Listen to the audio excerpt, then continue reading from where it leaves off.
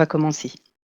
Eh bien, bienvenue à tous et à toutes. Je suis vraiment ravie de vous accueillir. Je vois qu'il y a une petite cinquantaine de participants, ce qui est intéressant. On vous accueille pour notre webconf sur la facture électronique. Quelle solution pour qui?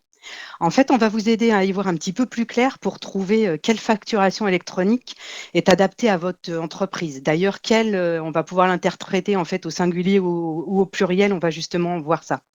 On en a à peu près pour 25 minutes de présentation. Et puis, si vous avez des questions, n'hésitez pas à les poser sur le chat que vous avez pu voir là. On y répondra ou à la fin de cette session ou éventuellement directement chez vous. Donc, je me présente. Je suis Agnès Lemoine de chez Prologue Numérique. Je suis responsable marketing et communication.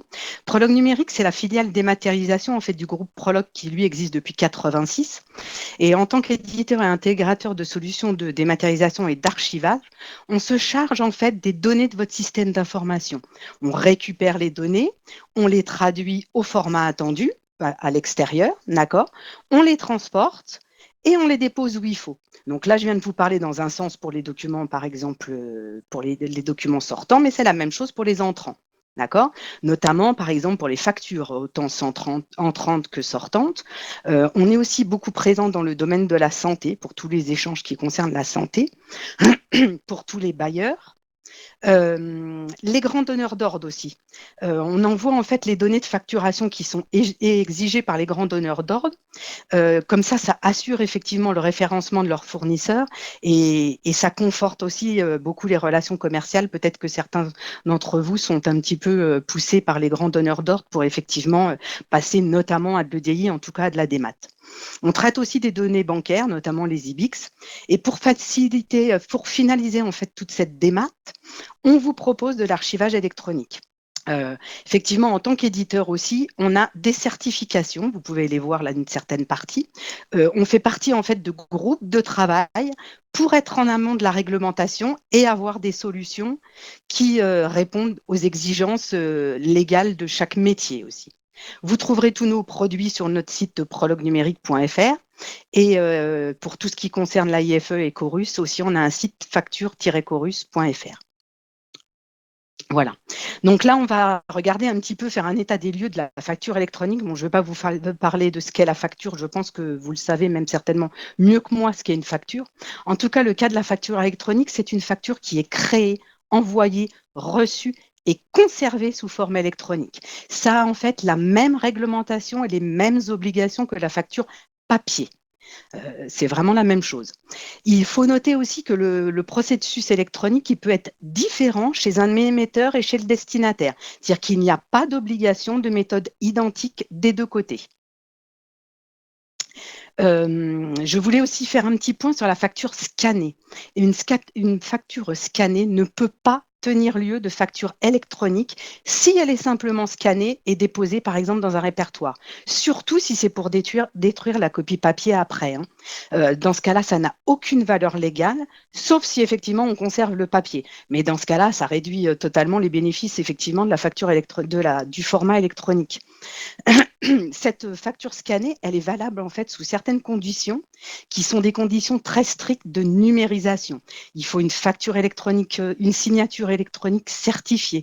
Il faut de l'horodatage. Il faut conserver avec en archive en SAE normé. Donc là, c'est vraiment un process qui est très, très strict. Et ça fera l'objet justement d'une prochaine webconf spécifique parce que c'est un sujet qui est vraiment très, très actuel et qui va se développer dans les mois et les années à venir. La législation est en pleine évolution en ce moment et vous allez voir, vous allez en entendre parler de plus en plus régulièrement. C'est vraiment un sujet d'actualité. Donc, concernant la démat de facture ou facture électronique, selon comme on l'appelle en fait, là, on va faire un petit point pour vous aider en fait à y voir un petit peu plus clair, mais surtout pour que vous puissiez y aller bien dans les meilleures conditions, c'est-à-dire à vos conditions, toujours en respectant la réglementation et la législation, d'accord? Parce que si effectivement la démat de facture aujourd'hui, elle apporte clairement une baisse de coût de traitement, ça c'est vraiment certain. Elle donne aussi une bonne image de l'émetteur. Aujourd'hui, avec cette démat de facture, il s'agit surtout de répondre en fait à des impératifs légaux, notamment la loi Macron, le portail Chorus Pro, je vais en parler tout à l'heure, et c'est souvent un impératif dans les entreprises aujourd'hui. Donc on va essayer un petit peu de dédramatiser tout ça et puis de voir comment gérer ce sujet avec toute la réflexion nécessaire. D'accord? Donc si la facturation électronique est faite dans les règles de l'art, elle garantit obligatoirement les trois principes que sont l'authenticité, l'intégrité et la lisibilité de la facture.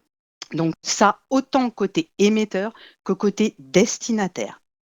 Donc, selon les textes de loi, l'authenticité, c'est quoi? C'est prouver que l'émetteur de la facture est bien celui indiqué dans les données de la facture. La lisibilité, ben, c'est que la facture doit être visible dans le temps. C'est important.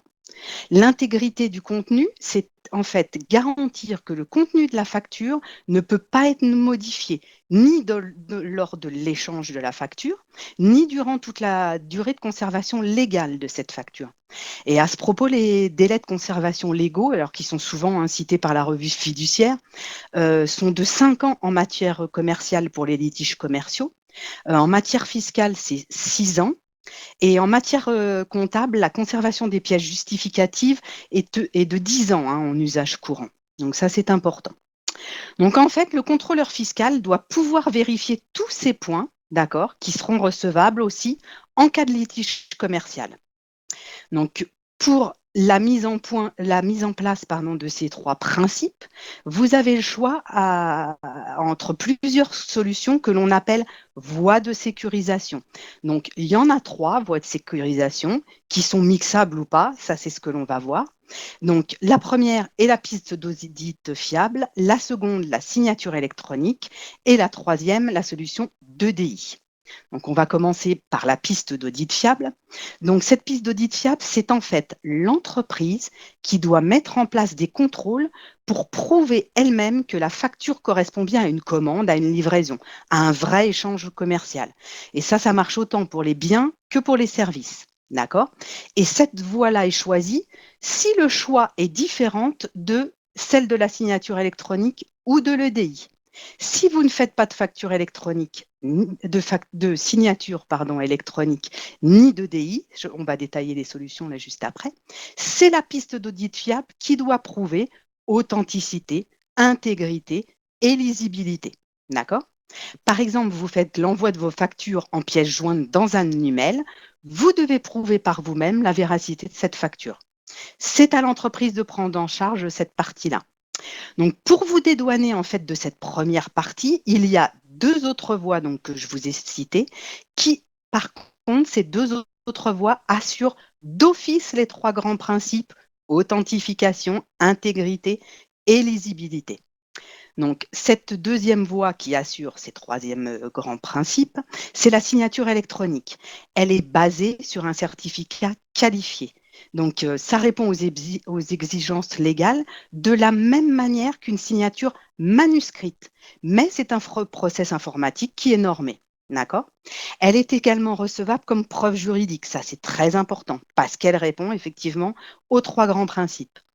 Dans tous les cas, cette signature électronique est donc, je vous l'ai dit, basée sur un certificat qui doit être délivré par une autorité de certification. C'est vraiment très important. Il y a quelques autorités de certification sur le marché. Ça doit être absolument délivré par cette autorité-là. Donc là, par exemple, pour répondre, par exemple, à la signature électronique, nous, chez Prologue Numérique, on a une solution de PDF signé, donc qui intègre une partie de signature électronique avec un certificat. Donc, en fait, la facture est générée dans le système d'information, par l'applicatif nécessaire. Notre solution appose la signature certifiée. D'accord. Ensuite, le destinataire est notifié par mail que la facture est à disposition et ensuite la facture est archivée aux normes légales en vigueur. D'accord? Cette solution PDF signée qui est en licence ou en SaaS, elle correspond bien à cette seconde voie de sécurisation qui est la signature électronique. Donc là, pareil, nous allons d'ici la fin de l'année faire une autre webconf qui vous donnera tous les détails de cette solution de PDF signée. Donc la troisième voie et dernière voie, qui est l'EDI. Donc l'EDI, ça veut dire échange de données informatisées. C'est en fait l'automatisation, la normalisation des données de facture, mais aussi de tout autre d'autres documents d'ailleurs, hein. L'EDI ne concerne pas que les factures, hein. On l'a vu tout à l'heure, par exemple dans la santé, chez les bailleurs ou en grande distrib, ça peut être aussi d'autres documents selon le secteur d'activité de chacun qui peuvent être échangés en EDI. Mais en attendant, c'est toujours l'échange automatique de données entre deux ordinateurs au travers de messages standardisés. D'accord? Par exemple, il y a l'exemple, par exemple, des factures pour la grande distribution qui s'appelle la norme Edifact, qui est portée par l'organisme GS1, ou éventuellement aussi, il y a une autre norme dans l'automobile qui s'appelle Galia. C'était pour vous donner quelques exemples. Donc l'EDI, ça automatise les échanges de factures. On extrait les données automatiquement du logiciel de facturation, comme on le voit là. On le traduit aux normes légales GS1, comme je vous l'ai dit par exemple, Edifact pour la grande distribution. Et c'est ça qui va assurer aussi cette conformité et surtout qui va faire que les données sont compréhensibles des deux côtés par chaque partenaire, autant le fournisseur que le client. Ensuite, on transporte et on dépose automatiquement les données. Et ça, effectivement, d'un côté comme de l'autre. C'est-à-dire en sortant et en entrant, c'est le même schéma. En fait, un schéma tel que celui-ci de transport en EDI, ça existe en licence et en SaaS. Donc chez nous, en tout cas chez Prologue Numérique, ça existe dans les deux modes de diffusion. Évidemment, les coûts sont différents. Par contre, effectivement, les coûts sont différents et ils peuvent être selon la volumétrie, mais aussi selon le choix de l'entreprise. Chez Prologue Numérique, on a certains clients qui ont des gros volumes, mais qui souhaitent conserver un mode SaaS, tout simplement parce qu'ils veulent externaliser toutes ces données et toute cette partie-là.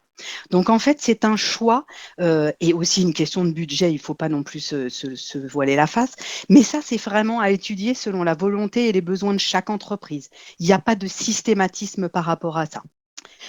Donc pour assurer en fait des échanges fiables et sûrs, il faut généralement quand même un prestataire EDI qui va vous garantir le respect, la sécurisation de vos factures.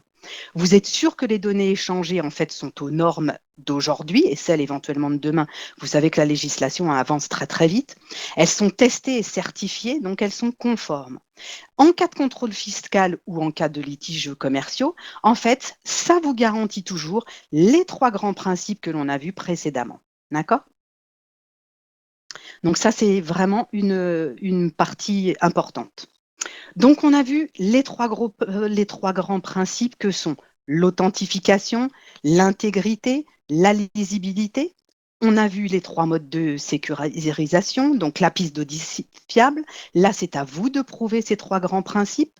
Et les deux autres solutions qui, elles, prouvent d'office ces trois gros principes dans leur automatisation, en fait, c'est la signature électronique avec la position d'un cachet serveur. D'ailleurs, je ne sais pas si je vous ai précisé, je crois que j'ai oublié, signature électronique, ça se dit aussi cachet serveur. Et le système d'EDI qui est l'échange de données informatisé. Donc sur ces deux parties, signature électronique et EDI, pareil, on fera des autres webconf d'ici la fin de l'année, on vous en proposera d'autres qui donneront vraiment les détails des solutions. Donc, on a vu aussi que les certifications étaient importantes.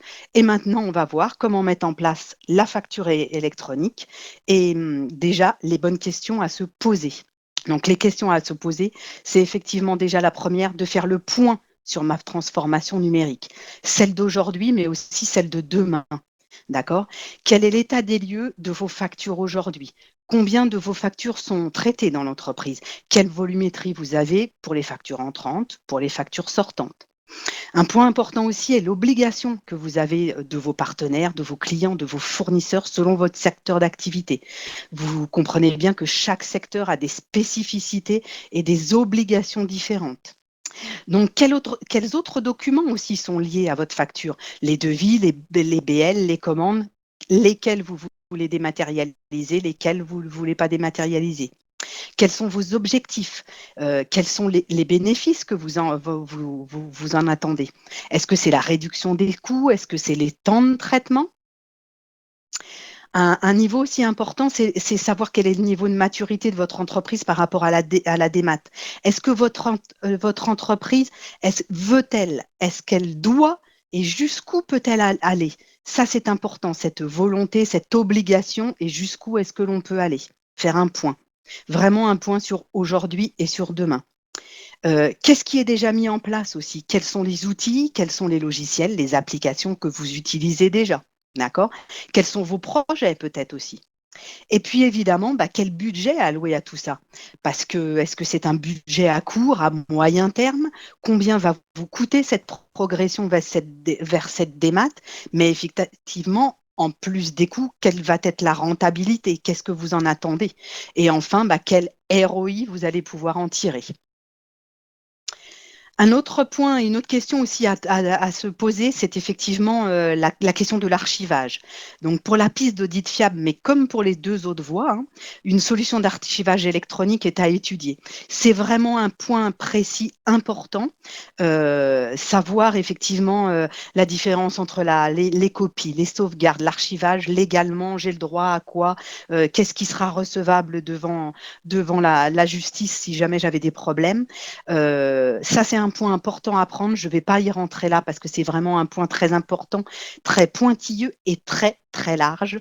Donc, pareil, on vous proposera, il y aura certainement différentes webconf sur ce sujet-là d'ici la fin de l'année parce que c'est un grand, grand sujet à traiter et il y a beaucoup de choses à dire.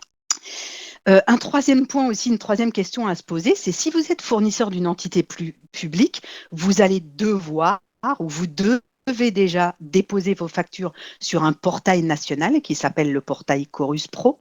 En fait, il y a un calendrier défini selon la typologie des entreprises.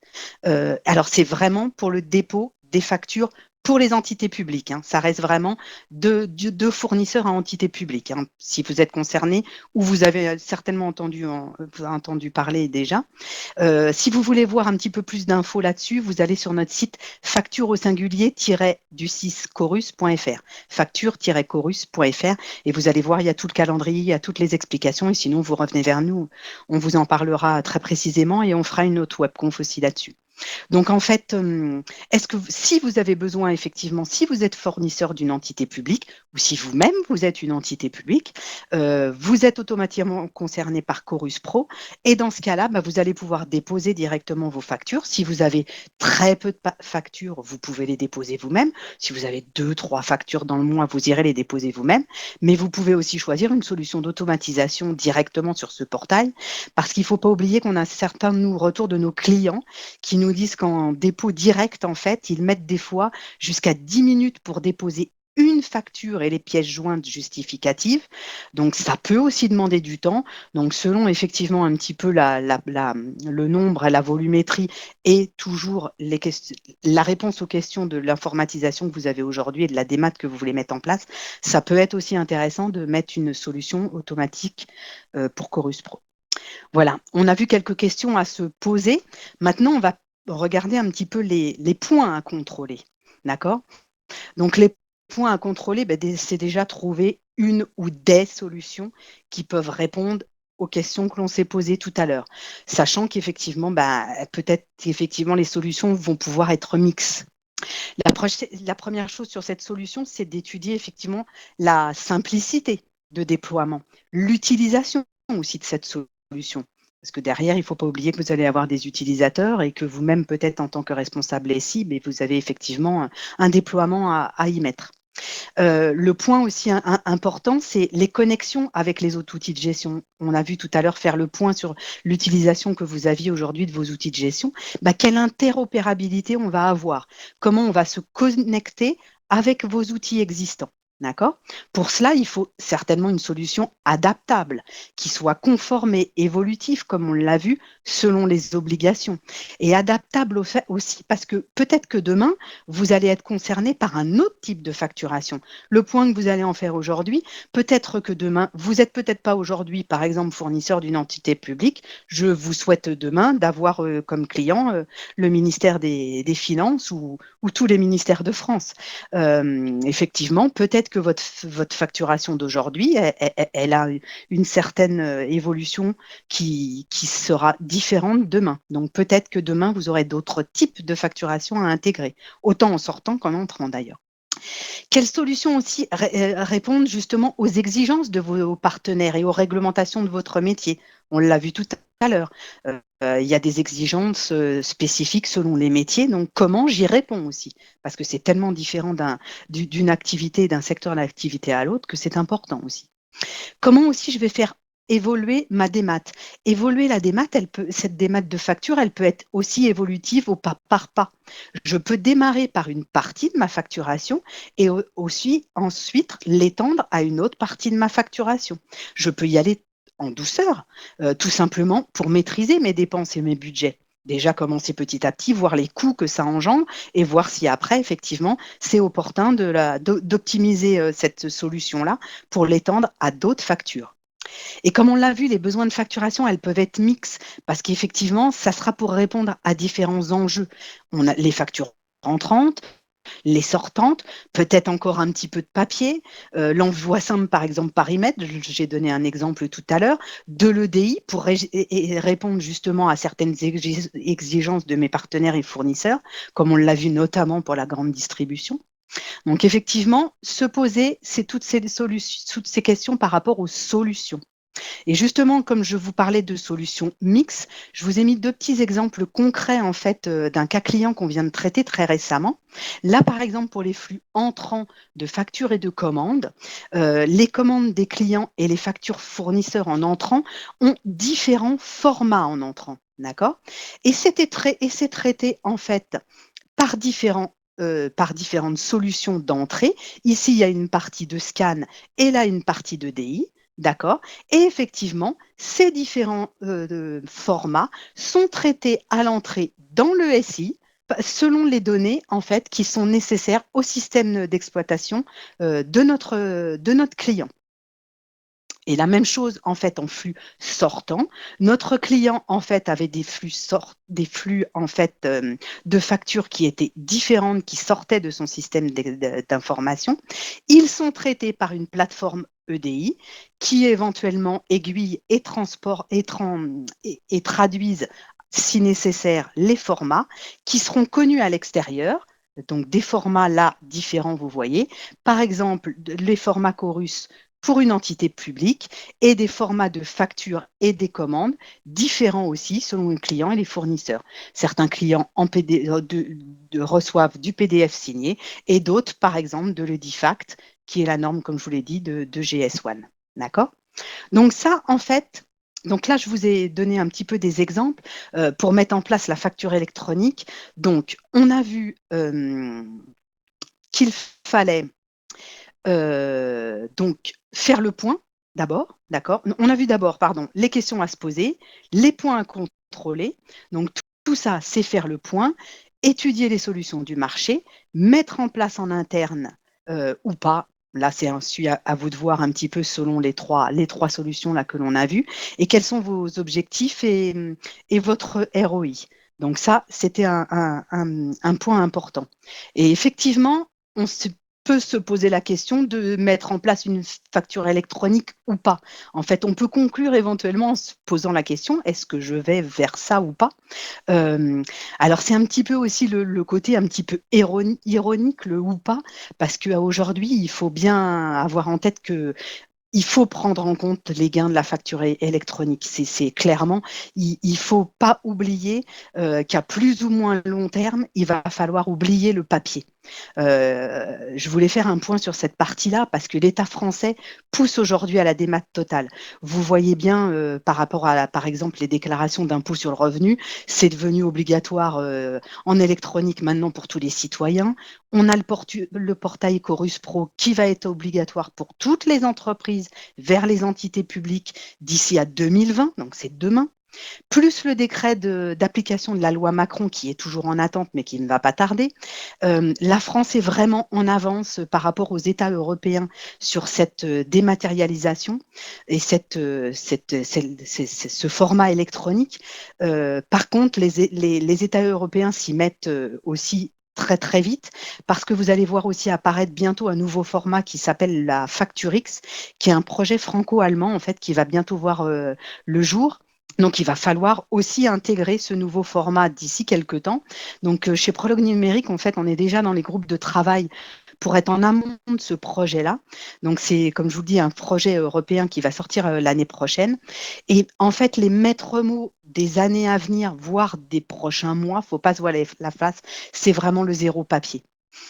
Donc, comme on l'a vu, la conclusion par rapport à ça, donc je vous l'ai dit, prendre en compte les gains de la facture électronique, on vient d'en parler, c'est surtout en priorité ce zéro papier et tous les gains derrière. Vous trouverez un peu partout tous les gains de la facture électronique sur Internet, vous verrez, tout le monde en parle beaucoup, il y a beaucoup d'avantages et tous nos clients qui y passent le disent clairement que c'est vraiment un avantage conséquent.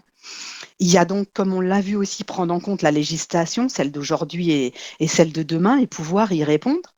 Choisir aussi la voie de sécurisation qui sera adaptée à vos besoins, à vos exigences telles qu'elles soient, ou les voies, comme on l'a vu, il peut y avoir aussi plusieurs voies. Et les points à valider, pour une solution adaptée, on les a vus aussi un petit peu. Et effectivement, s'adresser à des éditeurs qui sont spécialisés en démat, c'est aussi choisir des prestataires qui proposent différentes solutions.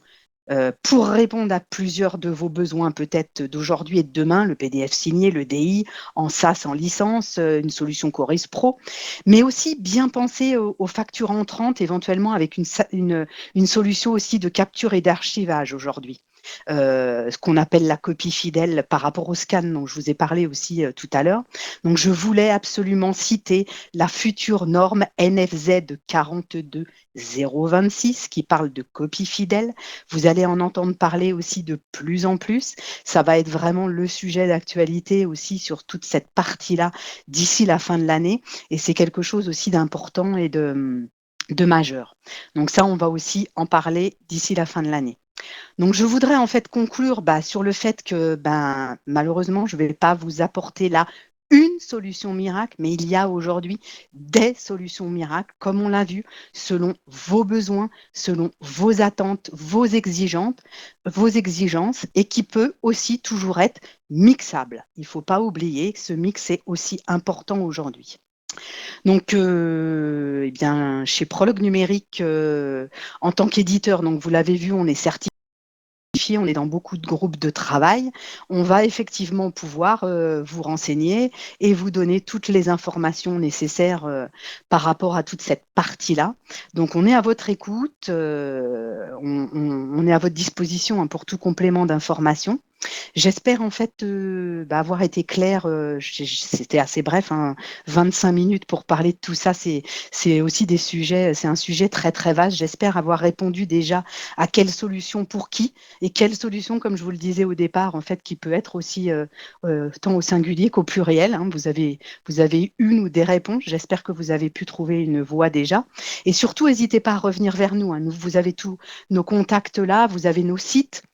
Donc, n'hésitez pas à revenir vers nous si vous avez besoin de plus d'informations. On a vos adresses email et puis vous allez recevoir effectivement les autres webconférences que l'on fera. On est aussi présent sur les réseaux sociaux si vous avez besoin d'informations. Et puis, donc voilà, on vous tiendra au courant des autres webconf. Donc, si vous avez des propositions aussi éventuellement de sujets, n'hésitez pas à poser des questions. Donc, n'hésitez pas. Donc, voilà, donc on a eu peut-être quelques questions. Là, je vais pouvoir répondre à quelques questions. Donc, on a eu déjà une première question sur éventuellement la volumétrie. Est-ce qu'on avait en fait un quantitatif sur la volumétrie et les solutions qui correspondaient à telle et telle volumétrie? Donc ça, c'est Armand qui nous a posé cette question. Donc, pour répondre à cela, vous trouverez certainement, et nous, on en parle aussi de temps en temps, de dire qu'à partir de 200 factures par mois, on peut passer en EDI. C'est vrai et c'est pas vrai. Ça peut être une idée de volume, effectivement, mais je vous le répète, nous, on a certains clients qui ont des milliers de factures par an, voire plus, qui considèrent qu'effectivement, le PDF signé, c'est aussi une solution pour eux, qui mixent en fait plusieurs solutions. Donc, donner en fait une volumétrie à aujourd'hui, c'est un petit peu compliqué de généraliser en tout cas. Il faut vraiment étudier la partie de chacun et la partie de chacun et vraiment quel est votre domaine d'activité et quelle est aussi la photo à aujourd'hui et demain de votre système d'information. Donc ça, c'est assez important. Donc moi, je trouve ça un petit peu compliqué de donner une volumétrie. La seule que je pourrais vous donner, c'est à peu près celle-ci, de 200, de passer en EDI pour 200 échanges par mois. Mais ça reste à prendre vraiment avec des pincettes parce que ça dépend aussi de votre volonté et de savoir ce que vous voulez faire.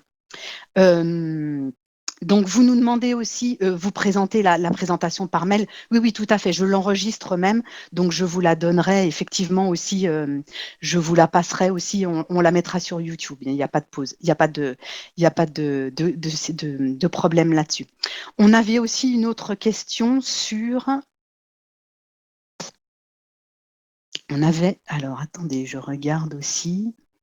On avait aussi une autre question sur effectivement le fait de mixer. Bah oui, de mixer. Est-ce qu'une solution peut mixer aussi? Oui, éventuellement, une seule solution peut mixer autant en entrant qu'en sortant. Oui, oui, tout à fait.